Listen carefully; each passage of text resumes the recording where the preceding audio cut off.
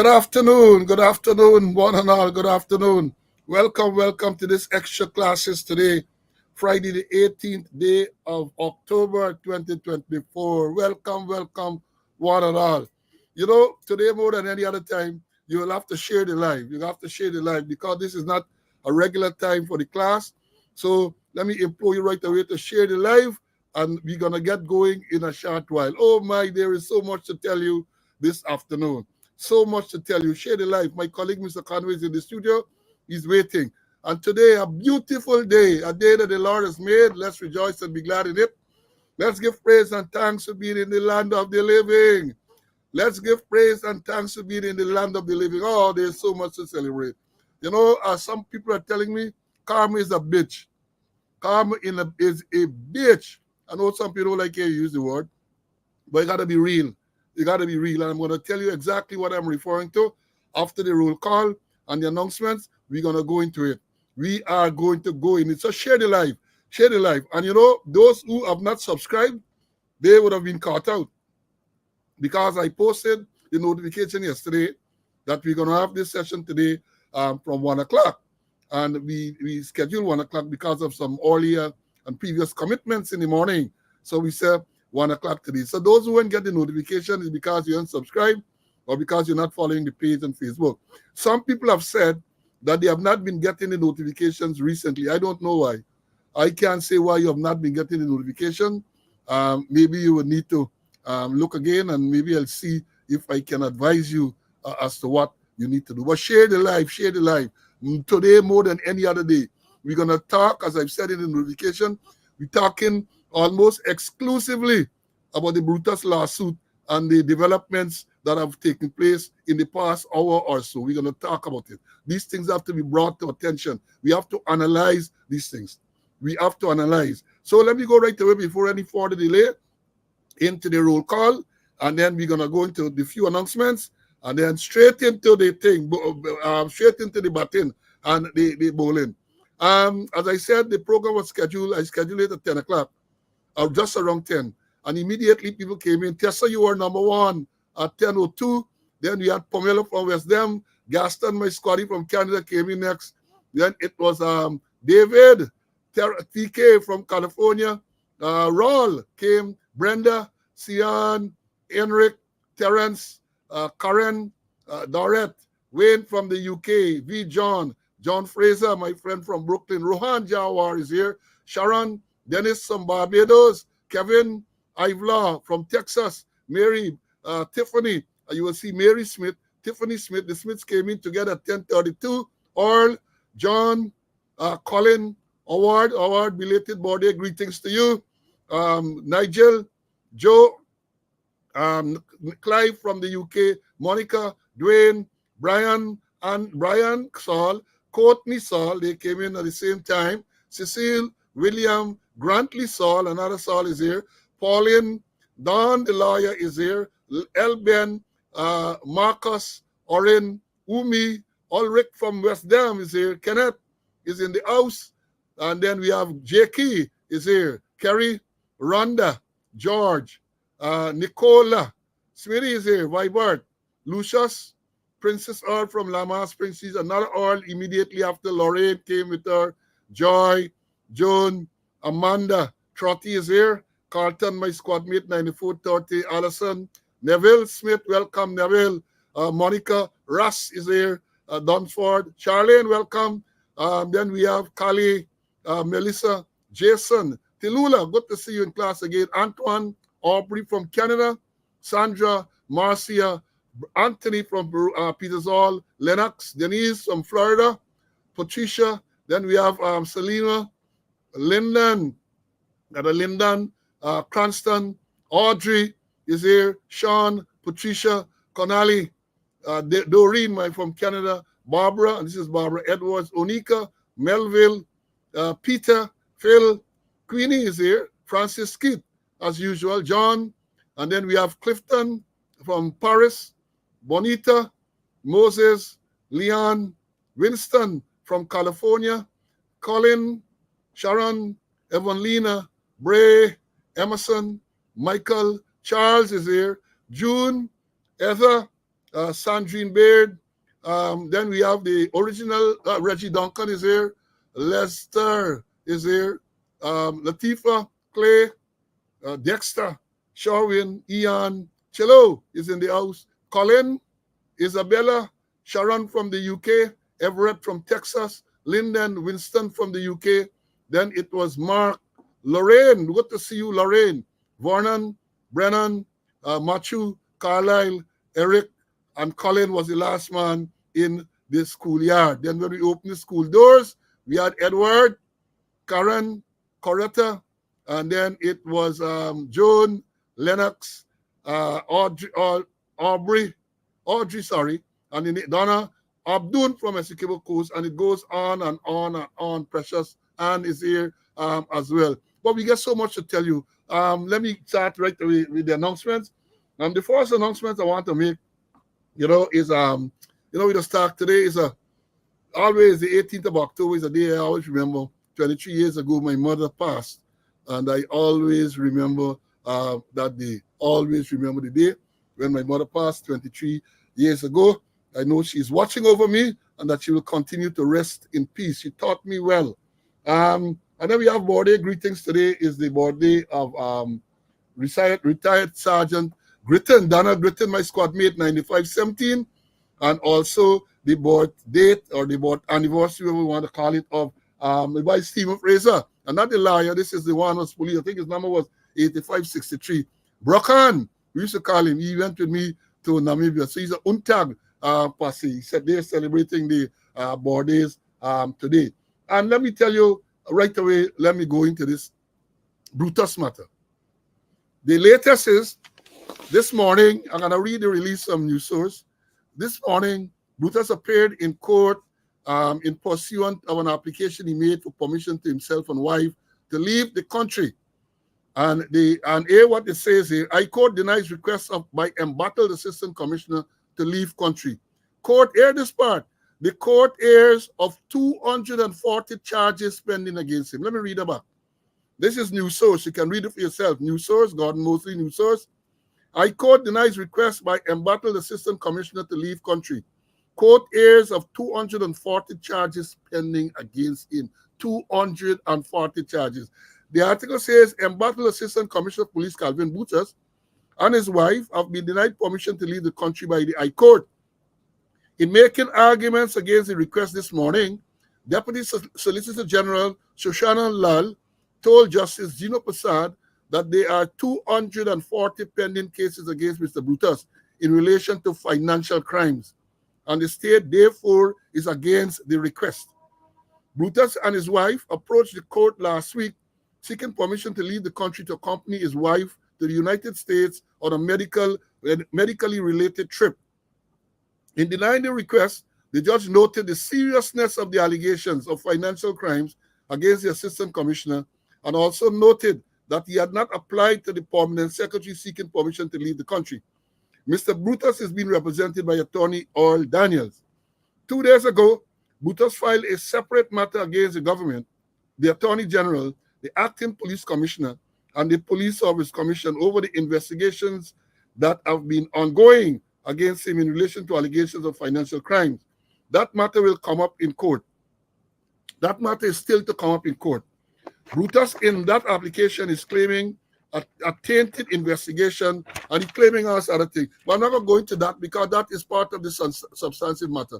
But what I want to tell you, breaking news, Brutus has been refused permission by the court to leave Guyana, and because the state is claiming through the Attorney General's chambers that he has 240 pending criminal charges in relation to financial crimes. I want you to consider. This is a senior police officer, assistant commissioner. He was performing the functions of deputy commissioner administration, right? The man who actually basically controls the purse string of the police. And the allegation was made. We're going to repeat some of those things. I see some new faces in the schoolyard and in the class. We're going to repeat some of those things. But it was revealed this morning that there are 240 pending charges against a senior police officer.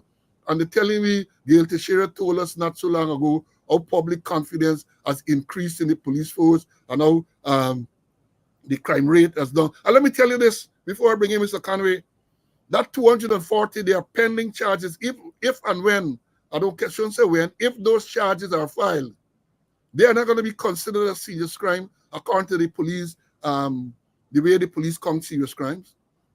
Those 240, those are not listed in the 11 categories. That category of crime is not listed. I want you to consider this. This is a senior police officer. And as I said before, Karma is a bitch. I'm going to tell you why I say that. And I know they have a lot of Christians here on the live. And I'm going to say certain things that might offend you all, but let me apologize before. Because, they say you must forgive and forget. Certain things you can't forgive and you can't forget. Wickedness shall never prosper. Wickedness shall never prosper. And the comments that I've been getting, I'm going to reveal them later. The thing about the lives and the careers that are alleged to have been destroyed by this current high command, especially with Brutus and them. Destroy a lot of people's career. Pressure, they have to run out the work. Pressure. Look, wickedness can't prosper. Wickedness cannot prosper. And as I said, I'm going to outline why I am saying so in great detail. That is the man that I wanted promoted to assistant commissioner back in 2020. And when I told the president that he is pending this very matter, they came after me viciously. They came after me with trumped up charges. The same thing. They say complaining now about Soku. I can dissect the whole thing. They came after me with trumped up charges. Me, Mr. Conway, other retired and serving police officers. The charge was one charge of conspiracy to commit fraud, where we were asked by the commissioner to assist in the revision of the police standing order. And then they decided they're going to pay us a stipend. And then they conspired to say that the payment of that stipend was a conspiracy to commit fraud. We ended up in front of court. Run all over the place. Expenses. When I traveled in on the 13th of October 2021 to attend court on the 15th, they are in the court compound. Ramana and other ransom Soku to arrest me for the same charge that I'm appearing for. You think it's ordinary wicked? You think it's ordinary wicked? So things are going to be revealed now. All of a sudden, Brutus know about tainted investigation and Soku not being professional. They know that now. They didn't know that when they were many people. I see some of the people on the live here too. Trumped up charge. I see someone on the live here with 1 week to retirement. He gave some order that the officer must report to his office immediately, bypassing the commander. And when the officer did not report, he transferred her to some other location. With 1 week before retirement, 1 week, that is wickedness.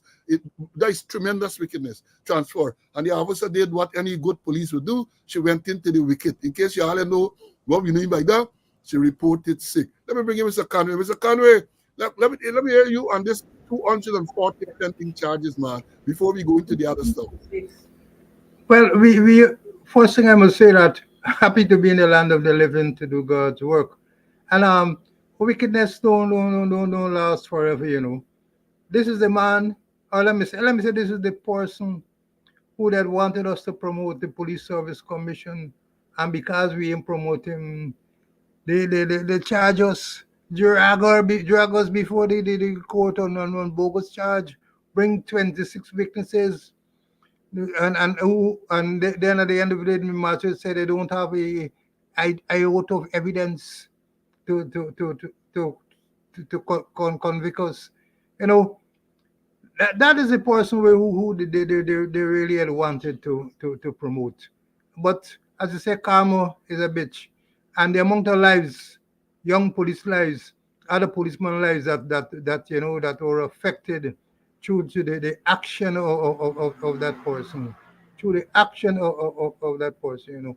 Wickedness in high places, it can't work all the time. And God don't sleep, God don't wear pajamas. Yeah, as you said, God don't get pajamas. There is a God. And them wickedness, when they're all in Bible and going and swearing and telling a lot of lies, many of them more to fall, more to fall, the wickedness that they did, more to fall. They have people suffering on today, like today, people who are the case dismissed, or cases in some cases dismissed since December last year. And up to now, they aren't reinstating the people. Up to now, they can't reinstate them. They got one officer was charged of denying chichi gratuity and benefits. Up to now, they're doing that. Wicked, wicked. And you're running out to the court and you're crying alternative, you're running out to the court. But let me tell you, as I've said, I'm going to break it up into pieces so Mr. Conway can have his say from time to time, because I am tempted to just rattle out. But I got to remember my co-host is here. Now, let me tell you how this all started. Forget about it. Before we go into the lawsuit properly that he filed against the government, the man filed lawsuit against everybody, against the Attorney General, against the Minister of Home Affairs, against the Police Service Commission, against the Commission of Police Acting, against Special Organized Crime Unit. We can go into that into detail, but I will give you a quick rundown to tell you how we reached here. How we reached here. Now, Brutus, a call name. Yesterday, I see the Vice President dancing, and he calling name of the individual, and he talking about Calvin Brutus, Assistant Commissioner of Police, right? He was in August of 2020 when the government changed. He was the commander in B Division, Borbies, Region Division 6, with office at New Amsterdam. Government changed on the 2nd of August when the president was sworn in, Sunday the 2nd of August, 2020. He was transferred immediately from Borbies to come and fill the admin position at headquarters, a post that is normally reserved for assistant commissioners and deputy commissioners. He was at the time a senior superintendent. Never before in the history of the force was a senior superintendent put in such a very, very senior, and not only a senior superintendent, an inexperienced senior superintendent put in that position when they had people who were senior to him and more experienced. So he put it admin. They bring in the put it there. It's the government that put it there, right? At the same time, if you recall, a lot of people who were removed during the coalition because of allegations of impropriety and all that, including the current crime chief and Caesar and all of those people, they were brought back and put back into those positions, right? I come into it real, these facts. Facts. So he was put there. On the 16th of August, they brought him there. He said so in his recent statement, that he came to admin on the 16th of August. And I've said, never before was there such a junior person there. So they put him in the position, right? And then what happened? Then what happened? Now, once they were brought, many of them, not he alone, many of them who did not have the appropriate rank for those senior positions, they brought them there, and then they wanted them to be promoted. At the time, I was the chairman of the Police Service Commission. And on the 16th of September 2020, I had a meeting with the president, and he expressed a desire to have certain people promoted, including Brutus. And I told him that, well, he also said that a lot of people that have been promoted, I said, well, there may be many reasons, including the fact some of them might not have passed the appropriate qualifying examination, and some might have pending disciplinary matters pending. So the conduct of some might not be good enough for them to get promotion. I explained the whole system. I explained the system. All right, that finished then. Right? That finished then. The Police Service Commission met on the 23rd of December 2020 and created a short list of people to be further considered for promotion. And Brutus was not on that list because he had a pending disciplinary matter. Brutus said later in an affidavit to the court that this promotion shortlist was leaked to him by a confidential source at the Police Service Commission. He said so in an affidavit to the court. Right? It was leaked to him. The very night, 23rd of December 2020, when I got home, I was asked to make contact with the president, which I did reluctantly. President asked about the same promotion and asked about Brutus' promotion. And I told him, as I had indicated, Brutus get pending the same matter, he cannot be considered this time. And who said that? That is where all my trouble started. The man flying a rage, accusing us of deliberately delaying things and also acting not to deny people promotion. I told him that, so I tried to explain to him that was not so, right? And the man carry on. The next day, let me get that is the 23rd, right? As I said, the shortlist was leaked. Brutus says so, that the shortlist was leaked to him by a confidential source at the Police Service Commission. We did our own investigation. Because the Police Service Commission, at the time I chaired, and it consisted of 4 other former assistant commissioners. And we did our investigation, and we came to realize who was the person who leaked the shortlist to him. Not any one of the junior staff. We came to realize who the person was. Leaked the thing. So when the president spoke to me the night, obviously he knew that some of his people, as he said, were not on the shortlist. Right? And this thing started. The 24th, remember this is the conversation I'm telling about with the president, the 23rd, the night of the 23rd. The 24th, Robeson Ben wrote to we sent a document or a correspondent, I should say, to Nigel Appy, who was carrying out the functions of the Commissioner of Police, for several persons to be charged criminally. And the persons who were listed were some persons who were shortlisted for promotion, like the late Edmund Cooper, Philip Azur, and many others who were shortlisted. It was clear that that was intended to deny the people them the promotion. Brutus then, on the same 24th of December 2020, wrote to those persons to tell them that they were being investigated. Hold on. He wrote to them to tell them that they were being investigated for various crimes, right? Various crimes. And the thing, when we met, that is the 24th, the Service Commission met to follow up the list after the Christmas holiday. And we were in the process of finalizing the promotion list when we learned that Brutus had moved to the High Court to get an injunction to prevent the Police Service Commission from making the promotion. He was joined, let me get it, he was joined by Chief Prasad Bakas, the man who is now Region 6, East Bobbies, Prem Narain, the man who is now a superintendent, the triple jumper at Special Branch, Ravinder Stanley, I think the last I heard of him, he was holding on at Region 2, Executable Course, and Shavan Jupiter. They all joined Brutus in challenging a promotion that was not made. The promotion had not been made yet. Anyhow, the judge basically said, she actually gave you the injunction because she said the status quo must remain, and we decided that the status quo would remain. That matter dragged its way through court. They do all sort of thing. The judge was to make a decision, and on the decision the 18th of June 2021. On the 16th of June 2021, the president unlawfully and unconstitutionally suspended all members of the Police Service Commission. All members he suspended. The judge says so. I read it on the last occasion. Suspended all the members of the Police Service Commission. The judge did not finally decide the matter on the 18th. She put it off to the 28th of June. On the 28th of June, she handed down the decision. She threw out the challenge by Brutus and the others. And let me tell you what she said. She said, Senior Superintendent Calvin Brutus's letter on December the 24th, 2020, to various senior officers was strange, self-serving, vague, unsubstantiated, and represented a conflict of interest. Let me read it back. That is what the judge said in a ruling on the 28th of June, 2021. She says, Senior Superintendent Calvin Brutus' letter of December the 24th, 2020, to various senior officers was strange, self-serving, vague, unsubstantiated, and represents a conflict of interest. That's what the judge said. Conflict of interest, strange, self-serving. And she was referring to the letter he sent to many officers.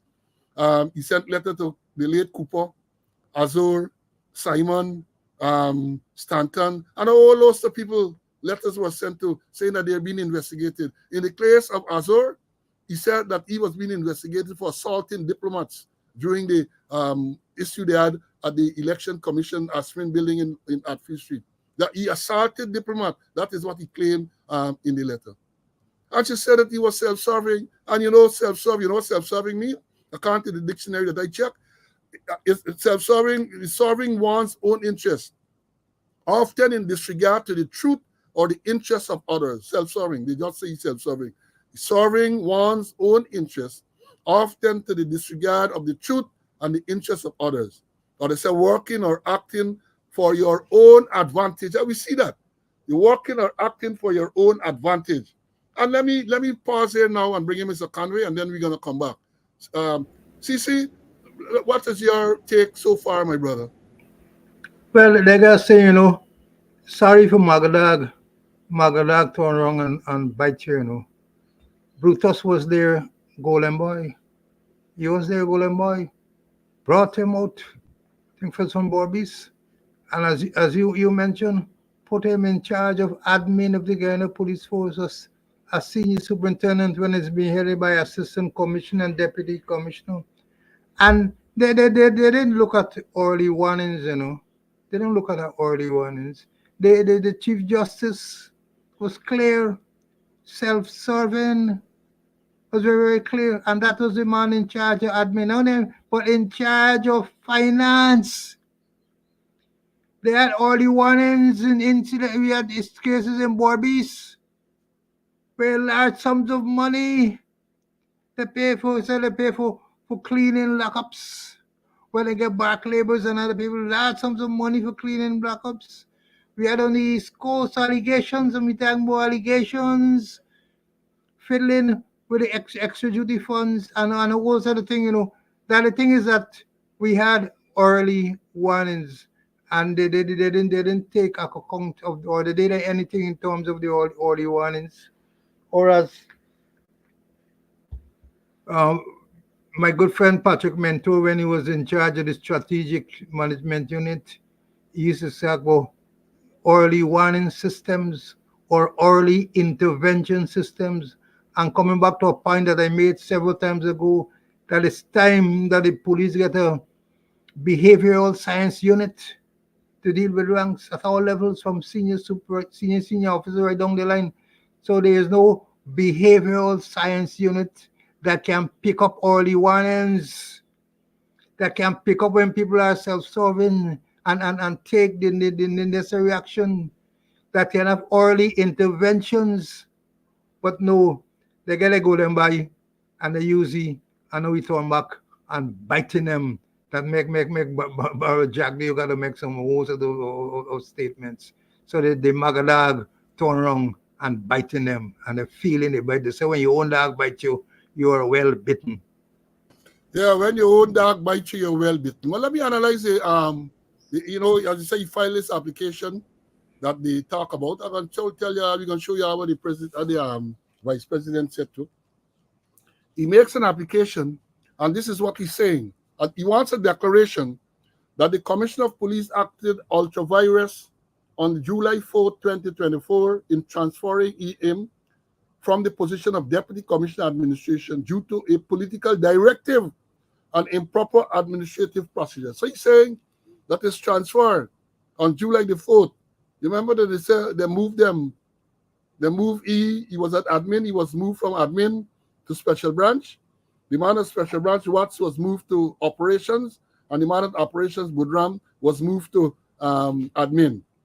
And they came out with a statement saying, oh, it was a rotation to gain experience and all sorts of crap they tell you. So Brutus is now saying he wants a declaration, right, that the decision to transfer him on that to branch was ultra virus, and it was due to improper administrative procedure. It was due to political directives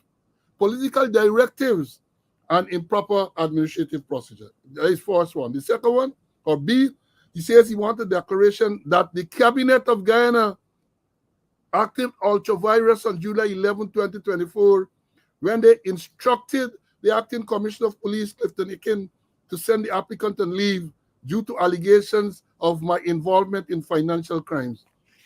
Brutus is saying that the cabinet intervened. He wanted a declaration that when the cabinet instructed, that is what he's saying, that the cabinet instructed the acting commissioner to send him on annualized leave due to allegations of involvement in financial crimes. So he wanted a declaration that was ultra virus.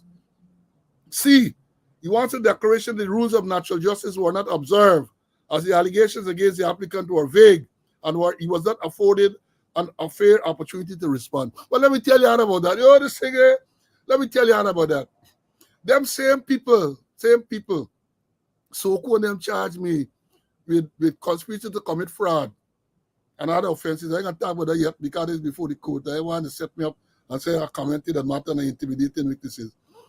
So he's talking about, let me hear, I read a declaration: the rules of natural justice were not observed as allegations against the applicant were vague and he was not afforded a fair opportunity to respond. In my case, I was overseas working on the 19th of May 2021. They filed charges against me and others. I was never questioned. No allegation was ever put to me. They say, well, it's good for the goose, it's good for the gander. Let me repeat that. I was charged, the matter eventually dismissed. No one, Soku or no one, ever told me about this investigation that they were doing. They never told me that I was being charged and so on. The first time I knew that I was going to be charged is when they sent a summons to my lawyer, Mr. Hughes. And then he informed me about it. And the date was set for the 15th of October for me to appear. And I appeared in Guyana, traveled from the US to go to Guyana on the 13th of October for the sole purpose of answering the charge. And he talked about natural justice and rules of natural justice. Now, let me bring in Mr. Conway to comment on those three first declarations before I go on to the others. CC, they talk about natural justice and all that. I remember you saying that when they came to arrest you and you asked for the details, they couldn't give you the details. Explain to us, please. That was true because they said that Karim Bash tell them to invite me to go to Soku for investigation for conspiracy to defraud. I said, well, tell me what is conspiracy to defraud. A man must be told in simple language and in detail what you're investigating. There's Karim Bash say, I said, I'm not turning down the invitation. And then they tell me, Karim Bash say, that if I turn on the investigation, they're going to arrest me. And they arrested me. And next day, I appear before the court. No allegation was put to me. Nobody cautioned me. Nobody produced anything for show me. Nothing was done. Just arrest and charge. And they're talking about political interference. When they bring Brutus and put it as admin, it wasn't political interference. When they bring Blanon from Region 1 and put him in charge of the CID, it wasn't political interference. When they bring Caesar and put him in charge of the major crime, it wasn't political interference. When they bring Hakin, where he been watchman in them Venezuela in Region 1, Region 7, Region 8, Region 9, and Region 2, it wasn't political interference. When they move Budram from F Division and put him in charge of the special branch, it wasn't political interference. When they bring back the triple jumper from Narayan and put it at CID headquarters, it wasn't political interference. And right now they put it in charge of it wasn't political interference. So all those things are coming back and bite them. All those things are coming back and bite them. So the nonsense we talking about the transfer and all what they said was job rotation, the part of a management tool and those kind of things. And then all those political interference that they had in the job there. All of a sudden now we had political interference. When Brutus was fully part of it and they sit down and they enjoy it. They enjoy the political interference. So me, what nonsense they're talking about political interference and other things. Well, let me continue. Toro, we're going to talk about that just so the cabinet thing. All of that is as part of this lesson this afternoon. Now, let me continue with the declarations. D, he wants a declaration that the Minister of Home Affairs acted ultra-virus when he sent a letter to the Commissioner of Police dated 21st of August 2024 for the applicant, this was Brutus, to proceed immediately on leave on August the 22nd, 2024. He also wanted a declaration that the Police Service Commission acted ultra-virus in sending a letter to the Commissioner of Police dated August the 29th, 2024 for the applicant to proceed on administrative leave with effect from August the 22nd, 2024. F, a declaration that the Special Organized Crime Unit acted ultra-virus in the investigation through unlawful and premature restraining of the applicants and his family's bank accounts, the manipulation of evidence, intimidation and harassment of witnesses, and unlawful leaking of information to the media and social media. Now, let me analyze them three paragraphs there, then I'm going to bring Mr. Conway. A declaration the Minister of Affairs acted ultra-vires when he sent a letter to the Commissioner dated 21st of August 2024 for the applicant to proceed on leave. I tell you, political interference again. The Minister said, you're going to authority to send nothing to the Commissioner to say that the man should go on leave. In political interference. Then, on the next paragraph, he said that the Police Service Commission acted ultra-vires in sending a letter to the Commissioner of Police dated the 29th of August for the appellant to proceed on administrative leave with effect from the 22nd of August. Again, it's dunce the dunce. We said on this program that we believe that Brutus should have been sent on administrative leave. Now, this straight to the 70 apply to go on annual leave on an administrative leave. But they know the procedure. They don't know the procedure. So according to what they're saying here, according to what Brutus is saying, it was ultra-vires for the Police Service Commission sending a letter to the Commissioner of Police dated August the 29th for the applicant to proceed on administrative leave. That isn't how it works. And you get a good case in it. That isn't how it works. Because the Police Service Commission is reposed with the authority to do so. But you can't delegate that to the Commissioner. You ought to have written to Brutus himself to advise what is the action taken by the Police Service Commission, and you copy that to the Commissioner of Police. Now you write into the Commissioner of Police, you got to write to the person who is being sent to leave. The Police Service Commission has to do that. Write to them.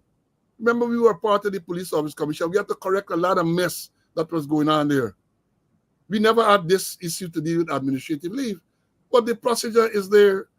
The secretary, on behalf of the commission, once the commission made that decision, first of all, how the thing is triggered. The Commissioner of Police, whether substantive or acting, not the minister, should have written to the Police Service Commission to advise them of this investigation that is going on with Brutus. You write formally to advise them that he's being investigated for financial crimes and recommend that based on that he should be sent on administrative leave. The Police Service Commission would have met, they would have considered the letter, and they would have made a decision, yes, he's to go on administrative leave. Once they do that, then the commission, through the secretary, has to write directly to Brutus to tell him that he is proceeding on administrative leave from a particular day until further notice or something like that. But they write the commissioner for the commissioner saying he can leave. Wrong.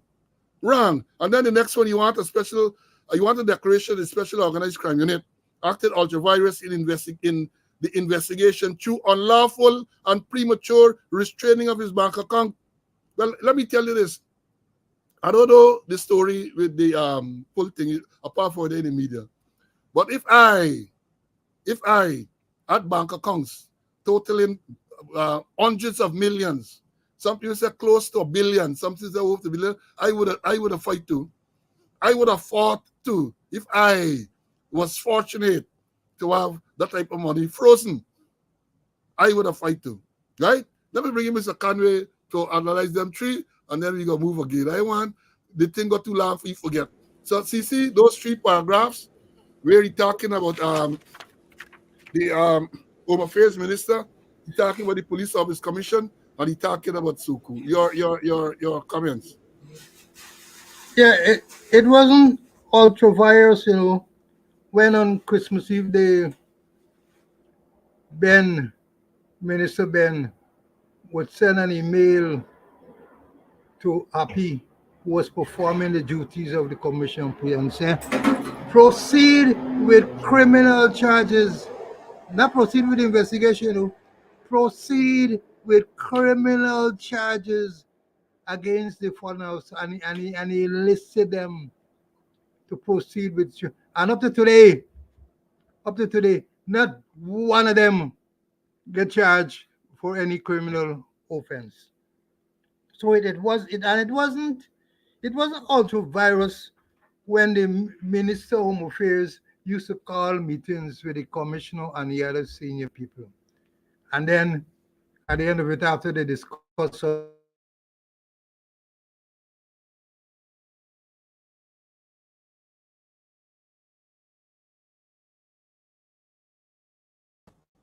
I saw Mr. Conway fade away.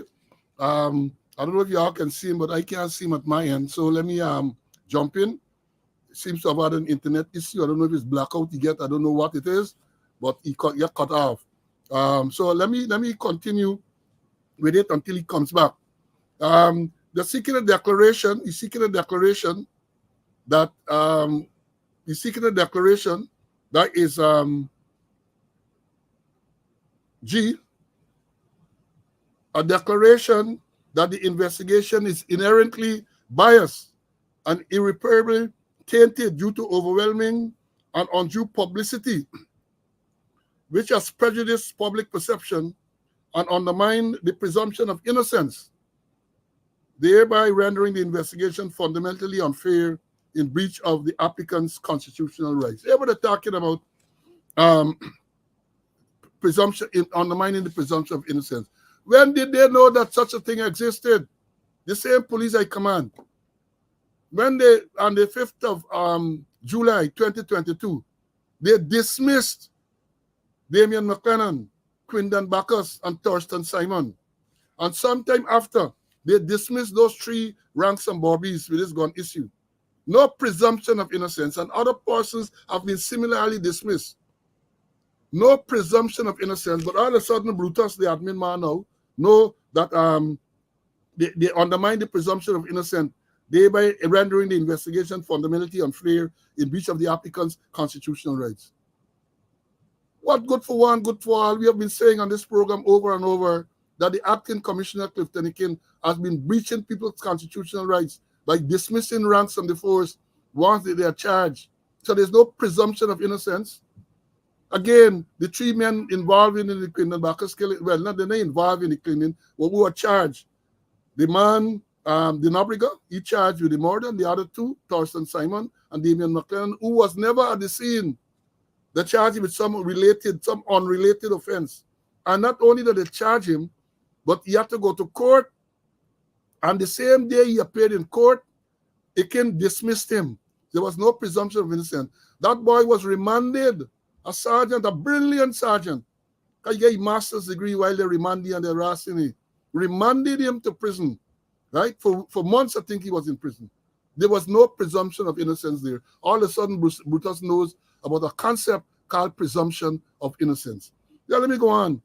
H, a declaration that the investigation is compromised due to political interference by some government officials. Well, you now know that government officials interfering with investigations. You now know that. No. We were saying that all along. Then he wanted a declaration of the government actions in preventing the applicant from accessing services from state agencies constitute harassment and a violation of the applicant's right under Article 142 and 144 of the Constitution. I can read some more about that later, the details of what he's claiming. A declaration of the Permanent Secretary Minister of Home Affairs acted ultra vires in refusing the applicant's request for overseas leave in a letter dated 15th of July 2024 and a violation of the applicant's right under Article 148 of the Constitution. Well, the judge ruled this morning in the same matter there that he's talking about the Permanent Secretary acted ultra vires in refusing the applicant leave to request for leave overseas. The judge said he must not travel. So in other words, there is a vindication of the Permanent Secretary's decision for him not to travel. The judge ruled this morning. The AG chamber said he has 240 criminal charges pending. And therefore, the judge agreed that he should not travel. So the Permanent Secretary is vindicated.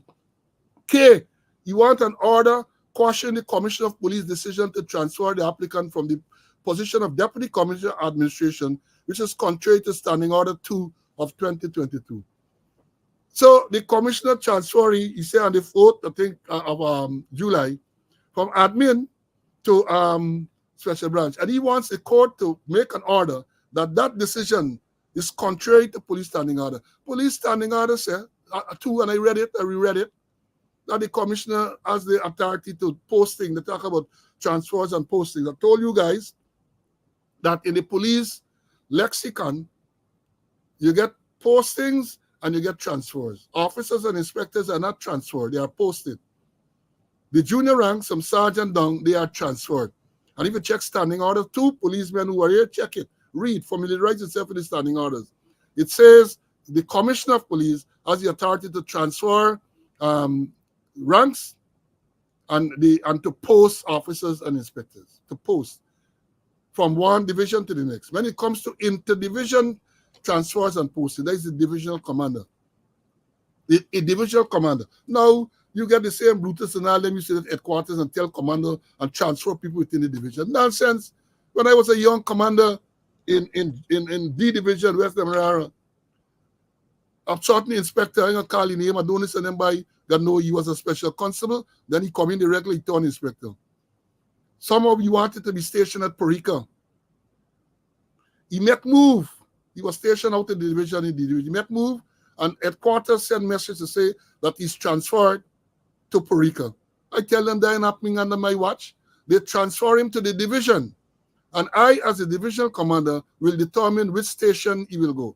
And I refuse to send him to Porica. They jump around, hey, if y'all want, move me. But you ain't running me show. I am the divisional commander. I have to decide where the ranks are put based on need assessment and all of that. Yes, Adonis, you get it right. Kevin, come to the front of the class. Yes, you see, I don't tell lies. I don't tell lies. I get me facts. So it's the same man, Adonis. He wanted to go to Porica for whatever reason. And then he got him make move at the quarters. And the man who actually sent him with a friend, he might not be on the live, but I'm sure you can listen later. He was staff officer. I said, it ain't working, sir. You can't tell a man to a particular station in my division. You have to post him to the division.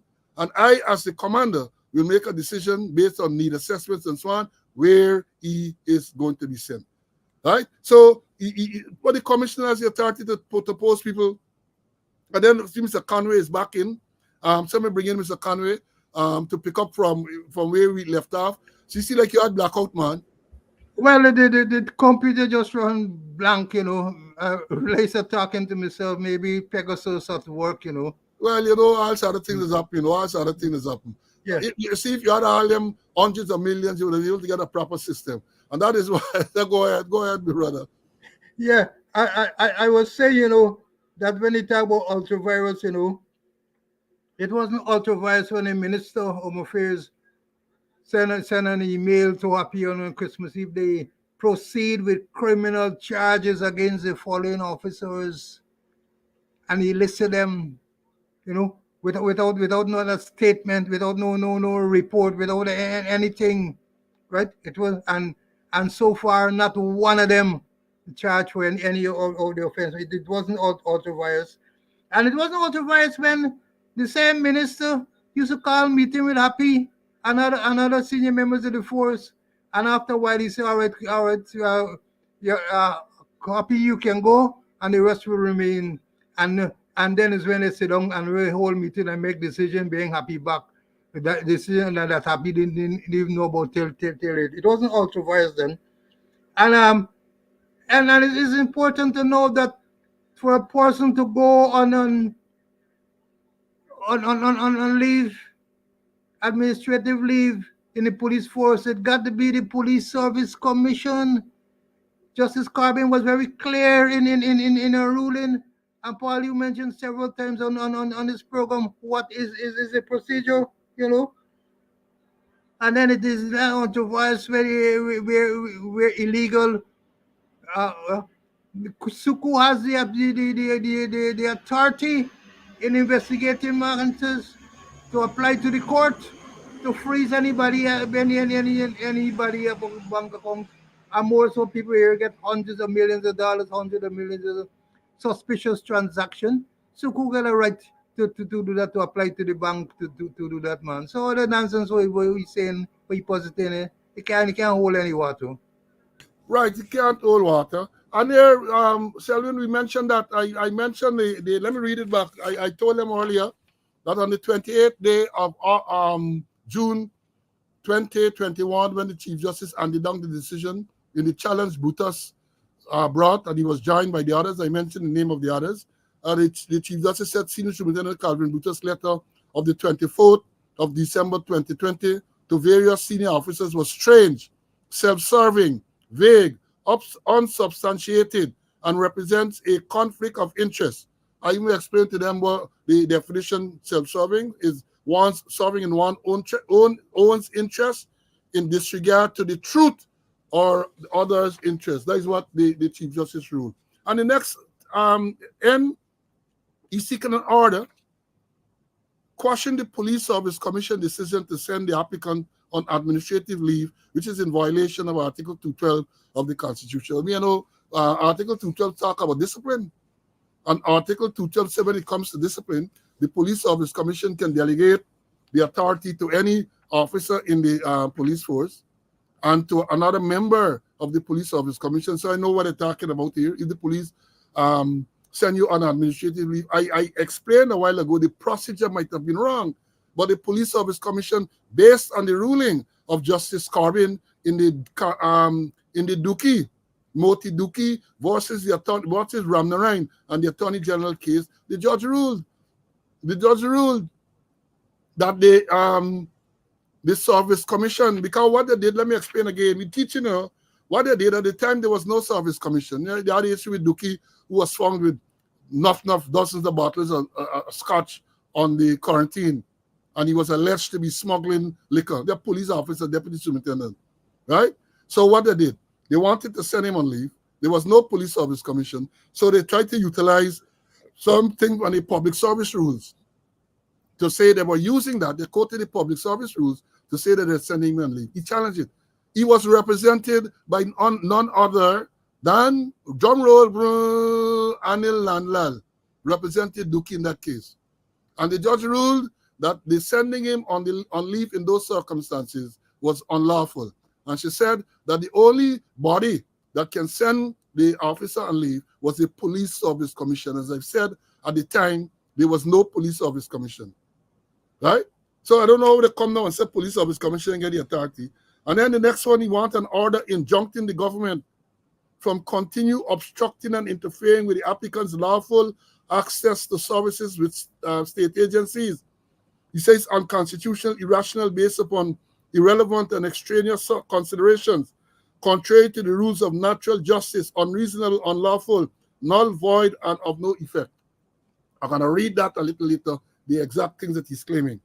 And then such other order that the court may see fit. Let me bring in Mr. Conway, and then we're going to move on to the details. Yeah, so many things that are so irrelevant in what he's seeking for there, that sometimes we say and they don't make any kind of sense, and it's surprising that they're coming from a man who they say was a liar, but you say he's a COVID liar, perhaps the COVID thing still in him. All right, folks, you would want to know, before we go into the meat of the thing, you believe that was the meat? No, that wasn't the meat. That was not the meat. That was hors d'oeuvres. That was little cutters, as we call it. You're going to the entree now, the real thing you're going into, because this will now give you some of the reasons he's advancing to with this order. But before we go, you would want to share. Up to now, may I get enough thumbs up? I don't have enough thumbs up at this stage, and you want to share it more. And you could see scrolling at the bottom there. I told you, some people have indicated, they have expressed a desire to support us financially, and the Zelle number is there. Some people have messaged me to say, well, if they don't have Zelle, how can they make a contribution? We're going to work that out and let you know. But for now, it's the people who have Zelle, and inbox me, because I might give you some personal details for other means of making your contribution, right? But the Zelle number is scrolling at the bottom of the screen there. But let me go into the meat. Share the live, man. Share the live. The thing getting sweet. I'll give you the thumbs up now. Be going into the real meat of the thing. And hear what is said. Hear what is said. The grounds of the application are, I'm going to read all of them. But see, the acting commissioner of police told the applicant, saying the acting commissioner, Akin, told Brutus that the executive has directed that the applicant's transfer was to facilitate Assistant Commissioner Ravindra Dat Budram to gain experience in police administration. Hey man, are you sharing this thing here? Share. Hear what he's saying. The grounds of the application are, see, the acting commissioner of police told the applicant, that basically they say that Akin told Brutus that the executive, we're talking about executive, we talk about the government basically, as directed that the applicant's transfer was to facilitate Assistant Commissioner Ravindra Budram to gain experience in police administration. That is what he said. He said that Assistant Commissioners Errol Watts and Ravindra Budram were also transferred by letter dated July 4, 2024 to Deputy Commissioner Operations and Deputy Commissioner Administration, respectively, from the Acting Commissioner of Police. I don't know what the relevance they get. That is a fact. They were transferred. I don't know what relevance that has. Then he goes on to say, on July the 11th, I think it is. No, July the 4th or something. I can't remember. That part is a little blurred. The applicant attended a briefing. I think it's July the 11th. Hear what he's saying. Yeah, listen carefully. The applicant, that is Brutus, attended a briefing about special branch with the acting commissioner of police. When the acting commissioner received a cellular phone call and advised the applicant that he was summoned to cabinet and instructed the applicant to wait until he returned. Let me read about this is what Brutus is saying. Brutus is saying on this day, at head of special branch, he went to brief the commissioner about special branch arrangement. And while there, the acting commissioner received a call on a cellular phone. And the acting commissioner received a call. And he told Brutus that he was summoned to cabinet. And then he told Brutus, wait till I come back. Brutus said, upon the acting commissioner's return, he was informed that cabinet instructed him, the acting commissioner, that the applicant must proceed on leave due to allegations on social media of the applicant's involvement in financial crimes. Yeah, he was saying it. He was saying, he's saying that when he can come back from cabinet, the code document, you know, I ain't making this up. This is a public document. If you want, you can go to the code and get a copy too. Public document. He is saying that when he went to brief the commissioner, acting commissioner, he received a call on his cellular phone. And then the acting commissioner then told him, hey, I got to go to cabinet now. They summoned me to go there. He said he went there and he was told to wait. He got to wait till he come back. So when he can return, he can told him upon the commissioner's return, the applicant was informed that cabinet instructed that the applicant must proceed on leave due to allegations on social media of the applicant's involvement in financial crimes. Come and bring in CC, man. CC, you're hearing the sweetness in this thing, man. The thing getting sweeter and sweeter. Continue to share the life, man. Continue to share the life. Yeah. Getting sweeter and sweeter. Your comment. Is he alleging or is he confirming that there's political interference in the administration and the work of the police force? And even before that, Budram, an assistant commissioner, you're transferring him to gain experience. An assistant commissioner who fighting to become deputy commissioner, who may very well be the next commissioner of police. At this stage of his service, you transfer him to gain experience. No wonder the police force is upside down. I said topsy-turvy, upside down.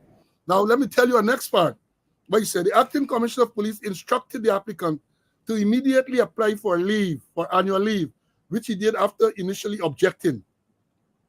That on the said day, July 11th, the acting commissioner of police denied publicly any investigation going on concerning the applicant. Hey, what he's saying, we've been talking about this all the time. He says that the acting commissioner instructed him to apply for leave, which he did after initially objecting. Then he said on the same day, July the 11th, the acting commissioner of police denied publicly any investigation going on concerning the applicant. Let me play the one for y'all again. Play the one for y'all. There's no only Brutus saying, but the evidence is here. Let me show you what you're talking about. This is what Brutus is saying now. So all the time, if you all believe, look, this is what Brutus is saying. This is what you're referring to. Look. Guyana's acting commissioner of police Clifton Hicken today laid to rest claims that his deputy commissioner of police acting Calvin Brutus is on the investigation by the Special Organized Crime Unit. Hicken spoke with reporters on the sidelines of the first legal conference on criminal justice reform at the Marriott Hotel in Georgetown. It's about Mr. Brutus and the multi-million dollar deposits. Is it true or not? No. Guyana's acting commissioner of police Clifton Hicken today laid to rest claims that his deputy commissioner of police acting Calvin Brutus is on the investigation by the Special Organized Crime Unit. Hicken spoke with reporters on the sidelines of the first legal conference on criminal justice reform at the Marriott Hotel in Georgetown. It's about Mr. Brutus and the multi-million dollar deposits. Is it true or not? No, it's not true. And I made a release already through our system. You didn't see that? Yeah, I made a release. It's in the system. There's no investigation going on whatsoever. And no deposits. Nothing whatsoever. We know. Okay, thank you. Brutus is saying in this thing here that on the 11th day of July 2024, the acting commissioner of police denied publicly any investigation going on concerning the applicant. And basically, we're saying the investigation was going on because they told you to investigate. So Brutus is saying cabinet instructed that he be sent on the investigation. And the same night, the kid is telling the world that no investigation, no money lodge. That is what Brutus is saying, not me. He's saying that in the filing in a court document. Understand what's going on here? In a court document. Court document. And then let me go on. Here, this part is another sweet, sweet paragraph. Here, this paragraph I, that the applicant was forwarded a WhatsApp message by a senior member of the government, purportedly emanating from the Honorable Anand Prasad, MP, Minister within the Ministry of Local Government, that the applicant and the acting commissioner of police were involved in a $500 million fraud and that Karimbash should be pressured to investigate them. Comrade, are you share this life now? Take a sip of something, yeah? Take a sip of something. Let me read the back. Ikin is saying in his paragraph I that he was forwarded a WhatsApp message by a senior member of the government, purportedly emanating from Anand Prasad, who is a minister within the Ministry of Local Government, that the applicant and the acting commissioner of police were involved in a $500 million fraud and that Karimbash should be pressured to investigate them. I hear a story, hear a story. Hear a story. Let me read the next paragraph. And then here, oh Lord, oh, this thing sweet. This thing sweet. Sweet like sugar. Somebody says sweet like honey. Hear what the next thing says here. That the vice president, this is J, the vice president, and we know who's the vice president, Barra Jagdeo. The attorney general, we know who's the attorney general, Nanlal. And the minister of home affairs, that's ropes men they're talking about. And continue to interfere with the investigation of the Special Organized Crime Unit directly and through media and social media statements inimical to the investigation. Hear what the man is saying, that the vice president, attorney general and minister of affairs interfered and continue to interfere with the investigation of the Special Organized Crime Unit directly and through media and social media statements inimical to the investigation. Let me bring in Mr. Conway for like deal with that couple paragraph. See, this thing more sweet than sugar, man. Yeah, man. The man said that some minister, whatever you read back the part before you think, he said, some minister from the government sending something to say that, let me try and get it here, man. The government, he said, the applicant was forwarded a WhatsApp message by a senior member of the government, purportedly emanating from Anand Prasad, minister within the Ministry of Local Government, that the applicant and the acting commissioner of police were involved in a $500 million fraud and Karimbash should be pressured to investigate. Then he goes on to say the Vice President, Attorney General, Minister of Affairs interfered and continue to interfere with the investigation of the Special Organized Crime Unit directly and through the media and social media statements inimical to the investigation. What's your take, my brother? Well, he's just conforming, what is in the public domain. Political interference, not only in the administration of the work, but in investigation, It's their political interference at the highest level in investigation, and more so Soku.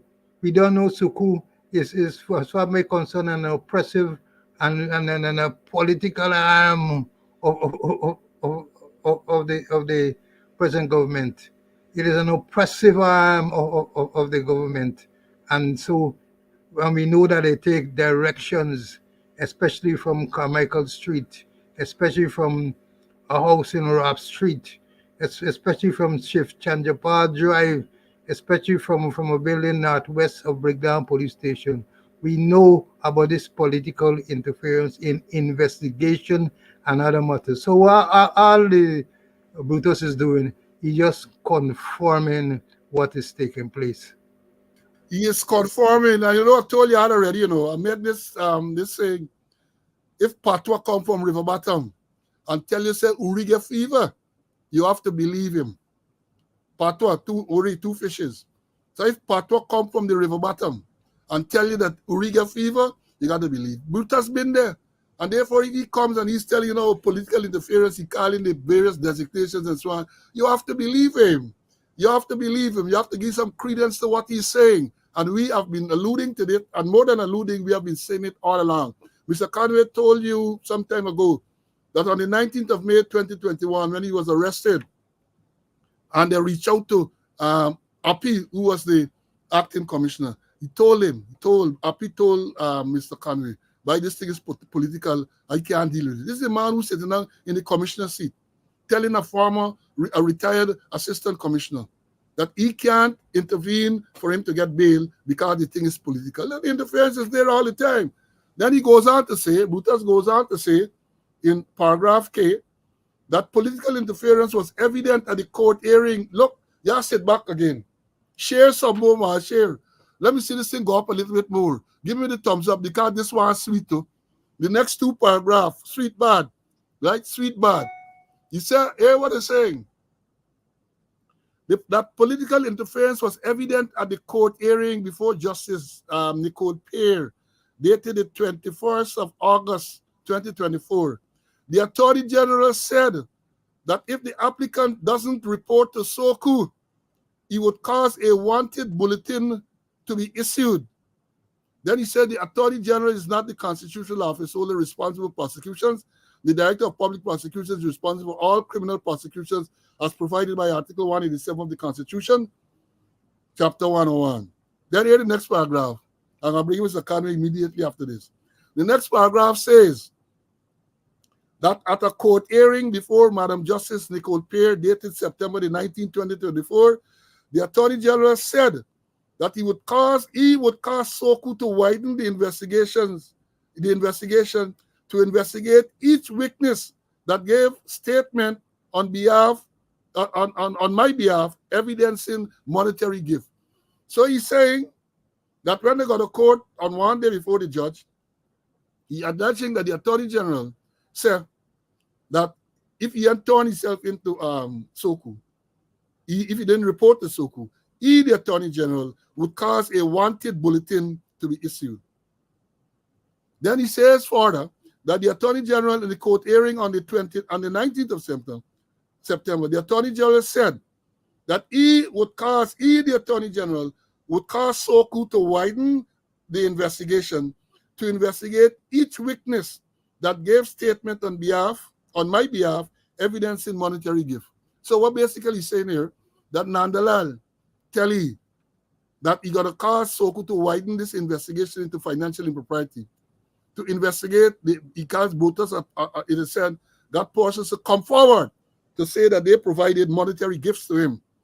And therefore, he's alleging that Nandalal threatened that he's going to cause the investigation to widen, to investigate the people who say they give Brutus gift. I know why you have to widen for that, but that should have been a part of the investigation from the inception. That's CC.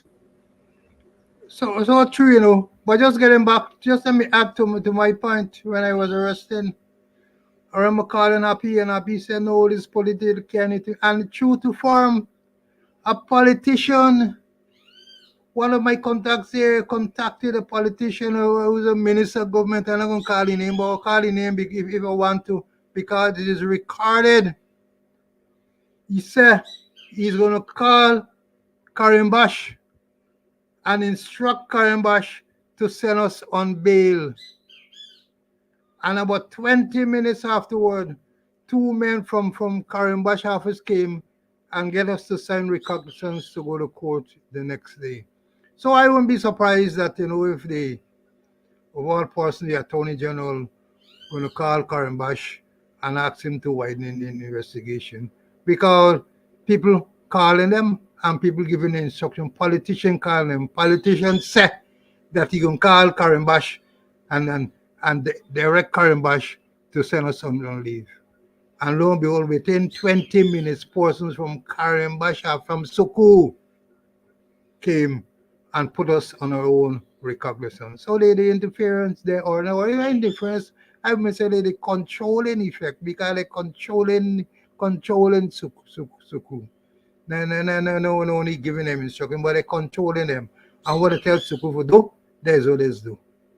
All right, let me say this now. We were saying that Soku, and I'm going to adjust that in more detail a little later, that Soku is incapable of conducting a proper investigation into this matter. And I'm repeating that.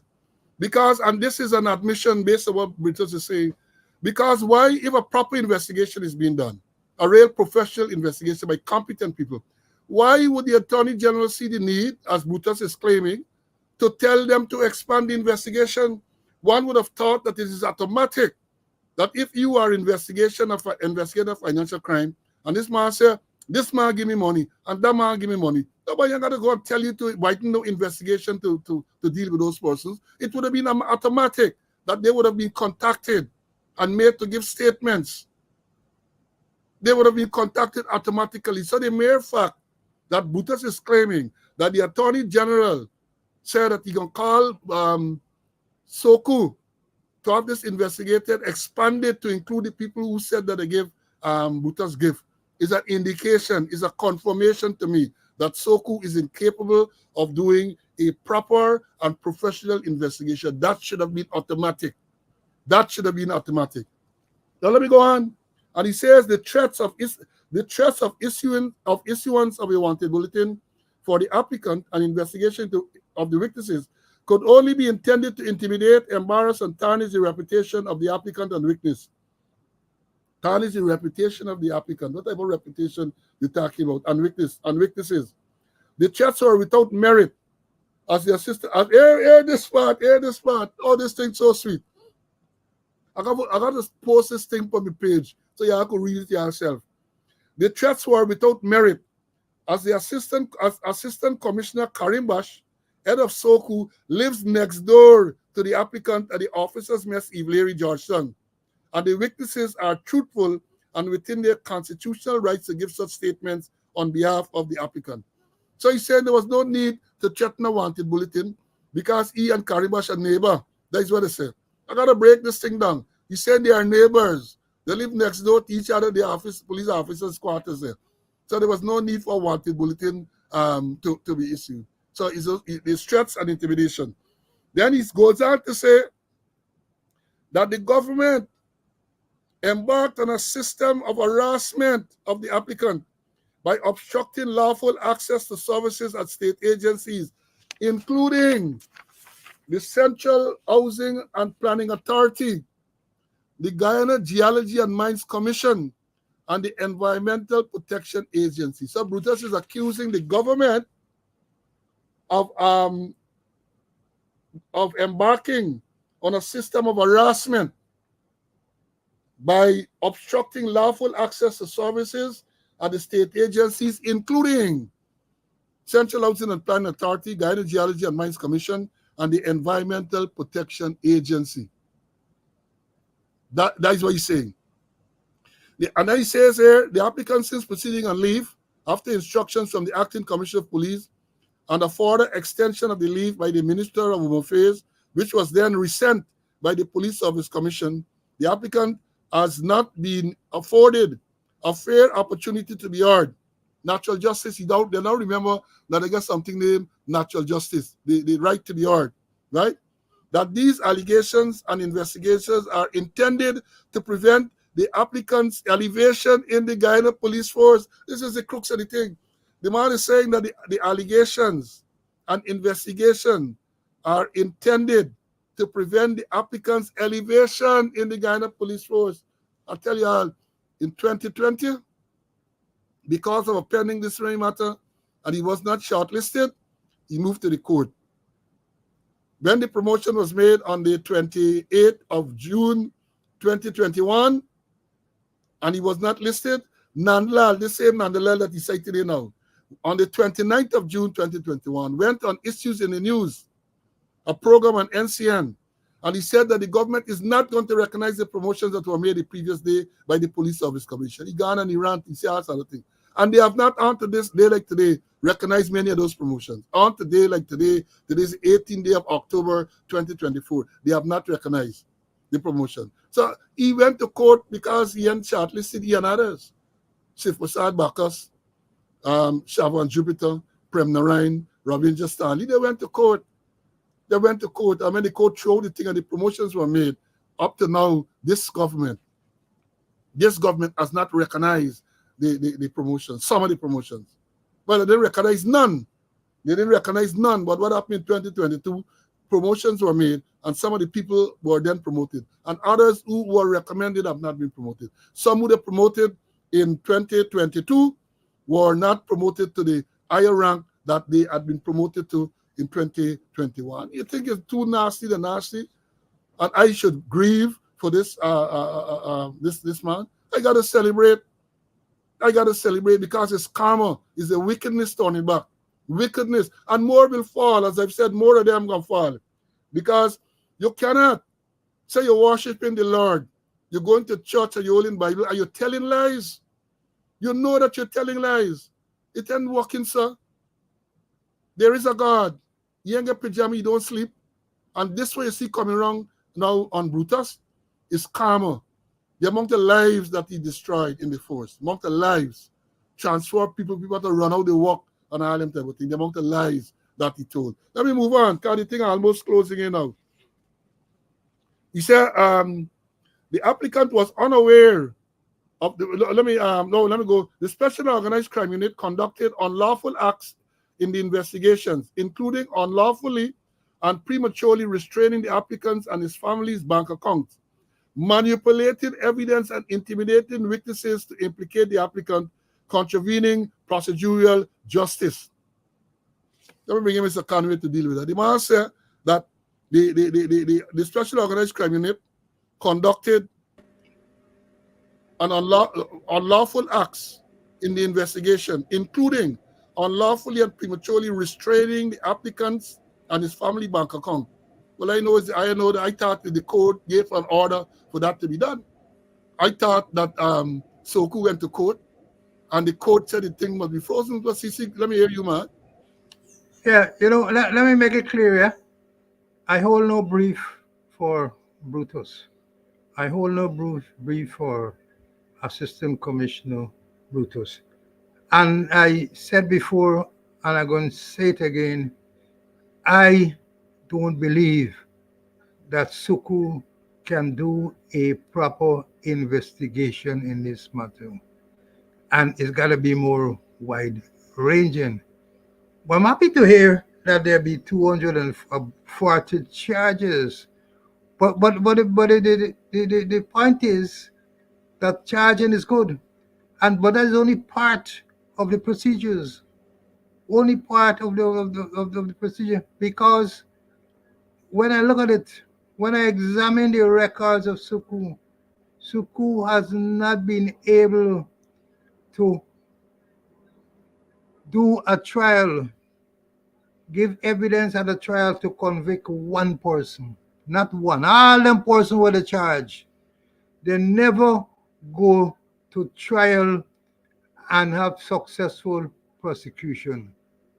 All but one of the case ended at no case submission. I remember Nanlal when they charged him for thieving law books. his lawyers made no case submission, that there is no case for the client to answer because and they spell it out. And and and they spell it out.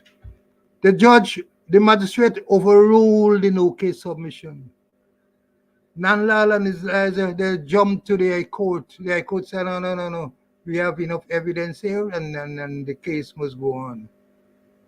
And lo and behold, government change, and the politically controlled DPP null pros the matter. So I don't have confidence in Soku in terms of them going to trial.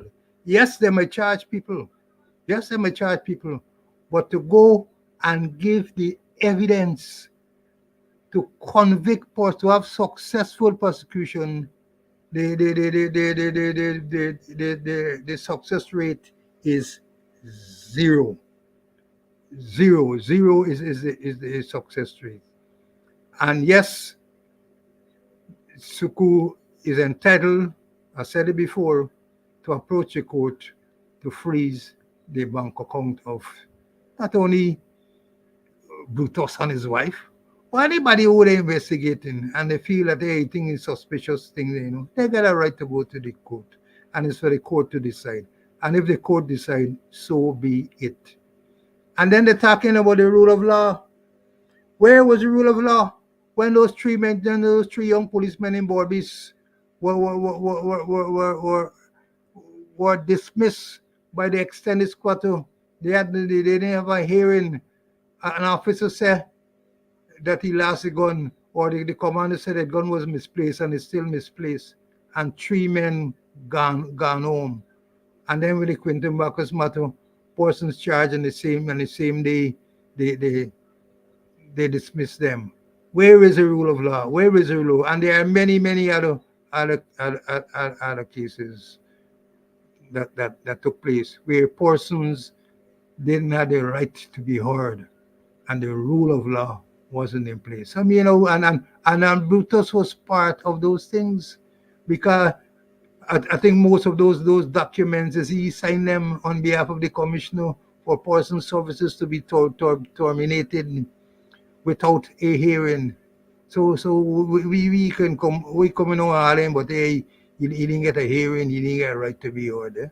Thing coming back and haunt. There he goes on here. I see some of the students want us to finish before 3. We got done before 3 o'clock. Got to get the next program they want to go on to. He said when he talked about the bank account, he said the applicant, he was unaware of the order. That is the order to freeze the bank account, as it was not served on him, but subsequently discovered its existence when he attempted to do a wire transfer. In other words, he's saying Soku went to court, get an order to freeze his bank account. He was not served with an order, and he only learned of it when he attempted to do a transaction, and then he had the account freeze. And then he go on to say, right, as of recent of October the 10th, 2024, Stabik News carried an article with the headline, Brutus told Soku $46.4 million was proceeds from his wedding on November 11th last year and Christmas gift. The article stated that Stabrook News saw the applicants and other witness statement from given to Soku. The statement of witnesses, including but not limited to Inspector Walcott, has been circulated on social media and are intended to embarrass the applicant and tarnish his reputation, as they are generally concoctions by Soku.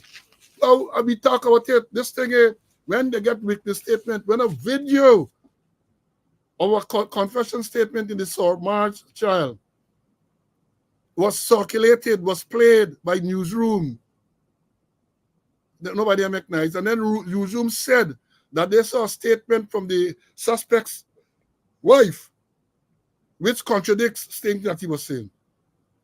He didn't know then that was wrong. This is a confession statement in a murder case. A news outlet get it and played it and said that they saw a witness statement from the man's wife, the victim's wife, contradicting what he was saying. All evidence, play big for all to see. So now you're crying about leaked statement from Walcott and all these people, right? Let me see what else I get to talk about here. I think I almost finished with this part. But then they got a sweet part, because they had press conference yesterday. They had press conference yesterday. And we're going to tell you about that. We're going to tell you about that. Hold on, let me make sure. I didn't want to miss out anything. Yeah, that is it. So then he said the applicant's right violated. And then he said the following evidence will be used at the hearing of the application. Affidavit of applicant, there is the applicant, affidavit of witnesses, transcript of video, audio, recordings, photographs, and news articles, and administrative correspondence. So you say you get all of these things to play and to show. All of these things. But let me go on. Share, man. Continue to share. I see the numbers mounting. Share and hit the notification button. We got about 15 minutes more. Share. 15 to 20 minutes more. Don't deny others the opportunity to hear this sweet story this afternoon. Now, yesterday, at the usual press conference, just tell y'all, it is a big bacchanal just the other day with Enid and Shea Makumi. Big comments the other day with Enid and Shea Makumi. I don't want to waste, so I'm passing straight. A fella pull me and tell me, wait. Same time Enid husband come off the bus. Is now the Makumi start to cuss. He said, Enid, it's better you leave and go. Don't let me talk everything I know. Because you and Doris couldn't agree, you tied the child in the girl belly. Big news out. So at yesterday's press conference, let me play you what transpired. At yesterday's press conference, the issue came up about this application that Brutus carried the government, he carried Attorney General, the Minister of Home Affairs, the Police Service Commission, the Commissioner of Police, the Special Organizer, all of them are named as respondents. So he carried everybody to court. And yesterday, at the press conference, hear what the Vice President had to say. It's a little 5 minutes thing, so listen back. I will listen and analyze. Hear what the Vice President, Barra Jagdeo, had to say. Here we go. Cordell Jones from Livewire News. There's been a lot of public consternation over large bank deposits being made by a senior police officer, with reports that another senior officer justified this in an affidavit. Is the government concerned about these developments? So let me make it. Cordell Jones from Livewire News. There's been a lot of public consternation over large bank deposits being made by a senior police officer, with reports that another senior officer justified this in an affidavit. Is the government concerned about these developments? So let me make it clear that there is no attempt to discriminate against anyone. I've seen recently a slew of social media people who are linked to the opposition, particularly the extreme ones, attempting to portray this issue as a race issue. But that's predictable. Let me make it clear what our policies are. We support the police force. We support the leadership of the police force. We support them to do their work, but they must comply with the laws of this country. The PPP will not tolerate corruption in the police force or anywhere else. And when we find corruption in the police force or anywhere else, there will be no attempt to cover it up. So if you believe that you have a special relationship with the government and that we will, pursuant to that relationship, cover up your misdeeds, you have it wrong. You don't know the PPP. When this matter surfaced, the opposition was saying that these individuals, or this particular individual, was linked to the government of Guyana. And they did not trust that there will be an impartial investigation. The AFC and the PNC called for external body to investigate because they believe that there will be a cover-up. We made it clear at that time that the investigations would be professional and there would be no interference from the executive to steer the investigation either way, and that the chips may fall where they may. I said those words. In the investigations, the impartial investigation, done by an arm of the police force, there is a recommendation that went to the DPP to lay multiple charges against the individual for breaches of the law. I see the particular individual now filing a constitutional motion claiming that somehow the executive, the same executive, that the PPP or the executive, is influencing the course of the investigation. APNU was saying something different. They were saying, we will help this individual. We'll cover up what he was doing. He is now saying we are influencing it to lay charges against him. We have no interest whatsoever in that. But if you did illegal things, you will face the consequences. And from all that I've read, that a lot of wrong things took place. A lot of illegalities took place. And so we will respond to the constitutional motion in court. And since some charges were made, trust me, our affidavit to respond to those charges may not be beneficial to the particular individual, because we will go into great details about what our findings were in the procurement system. And so when he was heading the administration of the police force.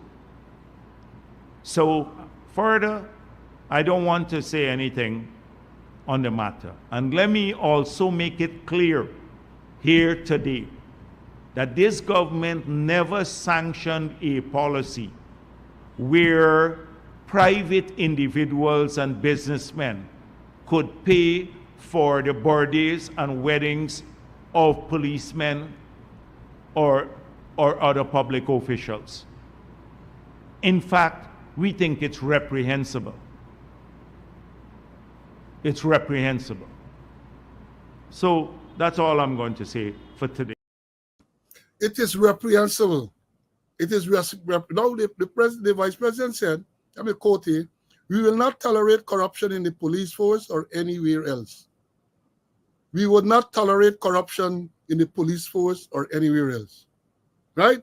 And once you know, well, let me then, we want to ask, what about this? Hold on, y'all bear with me, man.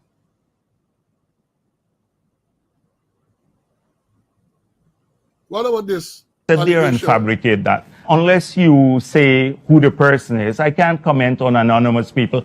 Okay, well, let's talk about specific individuals. What is your relationship with Mr. Su Jurong? Su? Oh, Su. My relationship? Nothing. He's a tenant in my place, yeah. And he's a good friend of yours? Yes, yes, he is a friend of ours. He claims.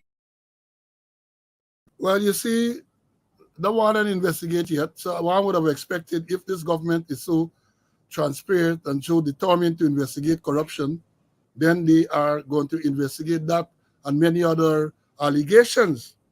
One would have thought so. Because remember, the Vice President said we will not tolerate corruption in the police force or anywhere else. And this is a serious allegation of corruption made in this Sugate arrangement. And up to now, no investigation was done.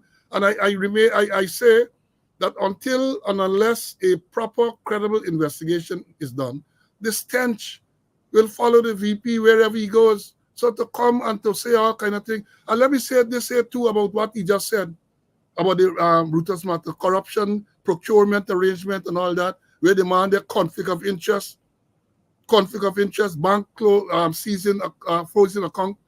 And let me say, the vice president just said that they have not sanctioned any policy where policemen could get big body, gifts, and wedding and all this type of thing. And the acting commissioner, Clifton Akin, the man who they want to promote the commissioner, and I suspect they're going to promote him. No worry, all is nice and thing. I suspect they're going to promote him because all of them get sorry for Matty. This is the man who gave a statement to say that he sat in his office, the office of Commissioner of Police. He told Brutus, I'm going to take care of your wedding. Don't spend no money. I'm going to organize with my friends, my personal friends, and stakeholders. And he claims that he sat in the office of the Commissioner of Police and one of his friends or stakeholders took one envelope with $8.5 million dollars inside. And he further claimed in the statement that he counted it. He counted $8.5 million Guyana dollars in the office of the commissioner, right? In the office of the commissioner. And he made the arrangement at Pegasus for this wedding, even though in the statement he said, only in the statement, I'll tell you all about statement analysis. He started off by saying that on September 2023, I received an official wedding invitation from Calvin Brutus, Assistant Commissioner of Police, who's performing the function of Deputy Commissioner Administration. I observed on the wedding invitation that the wedding and reception was scheduled for November the 11th, 2023 at Pegasus Hotel, Georgetown, Guyana. That is what Akin said in the statement, or alleged to have said, or purported to have said, whatever you want to say. He has not disputed the statement yet. It's been circulating all over. Saboteurs all commented on it. And yesterday he goes on at the bottom to say, right, that he made arrangement. He called, he reserved. He said that he didn't reserve. Well, let me point the point. I contacted the management of Pegasus Hotel and reserved the venue, Atlantic Conference Center, for Assistant Commissioner Brutus' wedding reception. So even though he's trying to tell us that Brutus printed a wedding invitation and listed Pegasus as the venue, but it wasn't reserved. So he had to make that reservation. He said he PSC to carry. This thing is lie. And let me tell you more than that. Let me tell you more. It has been said that based on this statement from Akin, the first investigation into the $46.4 million was concluded. They investigate, they see all these old, this thing more old than wire mesh. It has more old than Swiss cheese, this statement. And they did not investigate this. So you're telling me about independent agency and professional investigation and so on. Why they did not investigate this crap where you can write a statement? 8.5. And let me say this, I believe, from the evidence of Akin's own statement, the fact that he sat in the office, collected money. First of all, he said he can call his personal friends and stakeholders. And then one man, he claimed, give him an envelope. And when he checked it, the envelope contained $8.5 million. That is what he's saying. You telling me there is not misconduct in public office? That is a criminal charge. Misconduct in public office. And if this matter is properly investigated, Akin will be dragged before the court for misconduct in public office by his own admission and statement. Of course, you might want to tell me later, the police are not to tell me this statement wasn't a caution statement, and therefore you can deny, and you might want to say that. But at least an investigation should be done. But instead of investigating, they are going hell-bent to promote him, to conform him, in contradiction to the Constitution, to the office of Commissioner of Police. I had a long battle. Let me bring in Mr. Conway as we promise to close within the next 5 minutes or so. CC, let me hear your take on this. We got to come back on this perhaps on Monday. Let me hear you.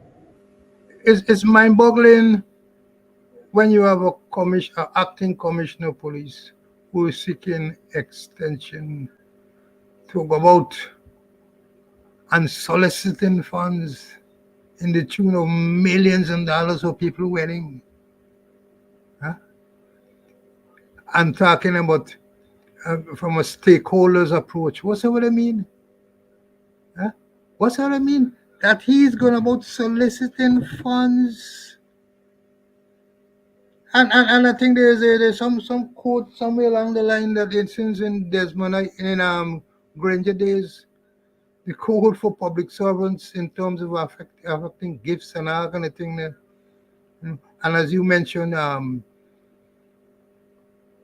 misbehavior in public office. And this is now where the man tacky, the man reduce it in the right 10 and feel proud of it and saying it's part of motivating people. You don't motivate people, so motivation is an inward thing. Nobody can motivate me. I gotta motivate myself. But you could prepare the environment which might cause me to be motivated. But you can't motivate me. And then when you look at the second vice president's statement, the Sugate, the body language, we call it the kinesis. A man who is fluent, he's stuttering. And then he was asked a direct question: is he a friend of yours? And listen to his answer. He's a friend of ours. So more people got to be involved in the Sugate, not only alone. He's a friend of ours. Who are the ours? Analyze it. He's a friend of ours. So not only the second vice president, other persons have to be involved in Sue. So it's here corruption. And then when they go back to the commissioner, a man who wants to be conformed as the commissioner, going about soliciting funds, he said, for people weddings and people birthdays and all kind of thing. And it's not no 3 cents money. It's millions and millions and millions of dollars. And I wonder how many more persons get collected for. Instead of being a police officer, he's a collecting officer. When he turn a collecting officer, I wonder if he deposit them elsewhere or if he give them to the person. So it's things of corruption, but I really, the more you try to analyze it, then the more you see how corrupt they are, and then he collect from who? Somebody who get the largest security business in this country, and this no wonder the security officers could do as they like. And don't tell me there's no quid pro quo, something for something. You do something that you expect something in return. So when you do nonsense, say, hey, man, remember they give you $8 million for the man thing, man. Do around with you, man. Let me work with something. And that's how you slide down the slippery slope of corruption.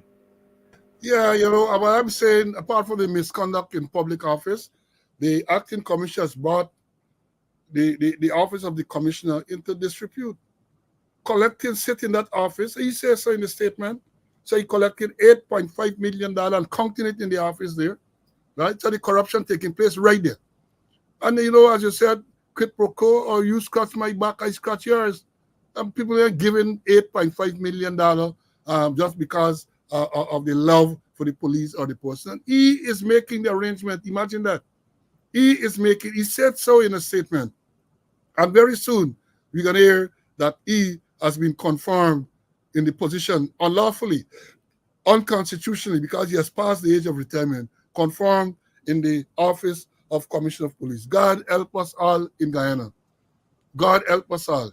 And again, let me close by saying I'm very, very sorry for the junior people, Because with this type of thing that is going on the top, I see up to the other day people assaulting police. It will continue because no respect is there. The respect is not there. When you have, as we say, they can be reported today that Assistant Commissioner Calvin Brutus, who was sent on leave to facilitate an investigation, the AG office is saying that they have 240. Let me read what it's saying for those of you who came late. Embattled Assistant Commissioner of Police Calvin Brutus and his wife have been denied permission to leave the country by the High Court. In making arguments against the request this morning, Deputy Solicitor General Shashona Lal told Justice Gino Prasad that there are 240 pending charges against Mr. Brutus in relation to financial crimes, and the state therefore is against the request. And of course, the judge said that you can't leave. 240 charges, pending charges. But let me go into the crystal ball, and then we're gonna wrap it up, because I know y'all got another class at 3 o'clock. Now, you know what the crystal ball says? The crystal ball is telling me that, look, Colin, listen carefully, that it all happening, and I would say that this is the filing of this application against the government. When you have a matter pending before the court for you to leave the country, this matter coming up was scheduled to come up today, and you file this thing before it come up. What do you expect to be the outcome? How can one be so naive? Perhaps this past the stage of naive, that can be stupidity. So what's going to happen? They're going to dance, and I can bet you, based on what the Vice President said, based on what the Attorney General Chamber said, that before long, within the next, today's Friday, so maybe not today, that I can see the men walking on over the weekend to prepare the charges. I can see them working over the weekend to prepare the charges.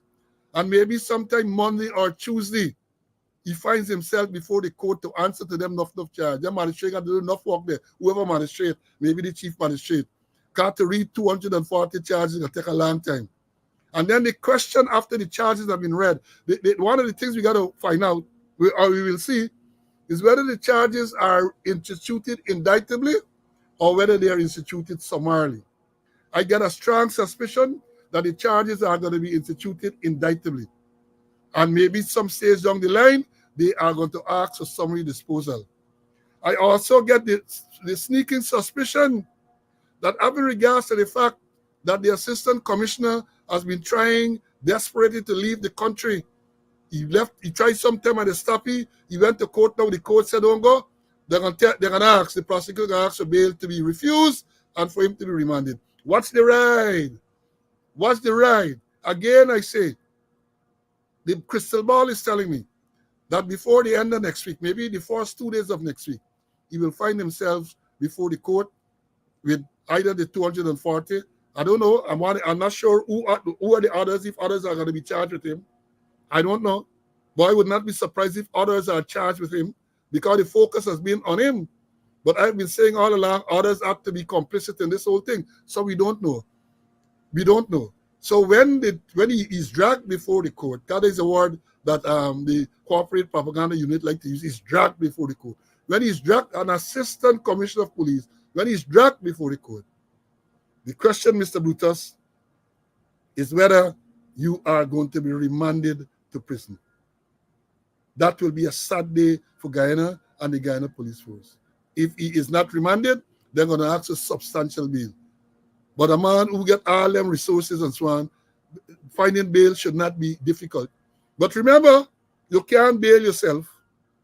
You got to get someone to bail you. This is a lesson for you students. You can't bail yourself. You have to get someone who is a surety to bail you. So let's watch the ride. Folks, we have had a nice session this afternoon. The schoolyard and the classroom the schoolyard was not as packed as usual, but the classroom into record numbers. Y'all like hearing the story. I would like to come and give you the story. So our next scheduled program is Monday. And I got a strong suspicion we're going to get developments over the weekend. We're going to get developments. We're going to hear more. Because now it's only minutes to 3. Did they get hours yet? You're likely to hear more stuff. And I don't anticipate us coming before Monday. But God's willing, God spare life, as we would normally say. Monday at 11 o'clock, we go back to the 11 o'clock classes. Monday at 11 o'clock, God spare life. We will see you here again for another episode of Speaking Out, exposing corruption and incompetence. Until then, stay well. Bye.